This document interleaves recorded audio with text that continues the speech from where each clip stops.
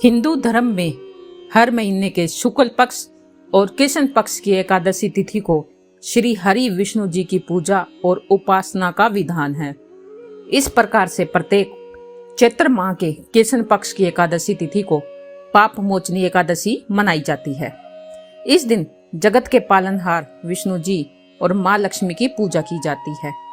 धार्मिक मान्यताओं के अनुसार पाप मोचनी एकादशी का व्रत रखने से सभी पापों से मुक्ति मिलती है, मोक्ष की प्राप्ति होती है और सुख और सौभाग्य में वृद्धि होती है।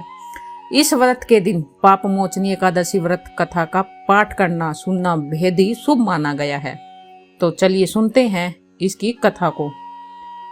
पौराणिक कथाओं के अनुसार भगवान कृष्ण ने स्वयं पांडु पुत्र अर्जुन को पाप मोचनी एकादशी व्रत का महत्व बताया था।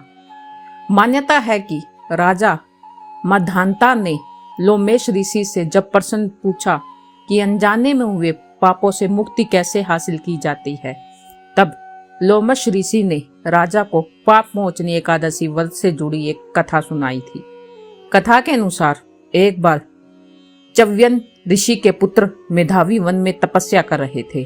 उस समय मंजू घोषा नाम की अप्सरा वहां से गुजर रही थी।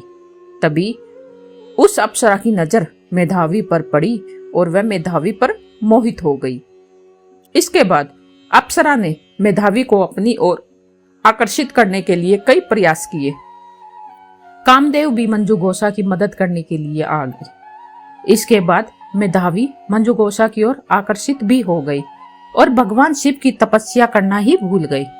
कुछ समय बाद मेधावी को जब अपनी गलती का एहसास हुआ तो उन्होंने मंजू घोषा को दोषी मानते हुए उन्हें पिशाचनी होने का श्राप दे दिया, जिससे अप्सरा बेहद ही दुखी हो गई। अप्सरा को अपनी गलती का एहसास हुआ और उन्होंने तुरंत क्षमा मांगी। अप्सरा की क्षमा याचना सुनकर मेधावी ने मंजू घोषा को चैत्र मास की पाप मोचनी एकादशी के बारे में बताया। मंजू घोषा ने मेधावी के कहे अनुसार विधि पूर्वक पाप मोचनी एकादशी का व्रत किया। पाप मोचनी एकादशी व्रत के पुण्य प्रभाव से उसे सभी पापों से मुक्ति मिल गई। इस व्रत के प्रभाव से मंजू घोषा फिर से अप्सरा बन गई और स्वर्ग में वापस चली गई। मंजू घोषा के बाद मेधावी ने भी पाप मोचनी एकादशी का व्रत किया और अपने पापों को दूर कर खोया हुआ तेज वापस पा लिया। धन्यवाद दोस्तों।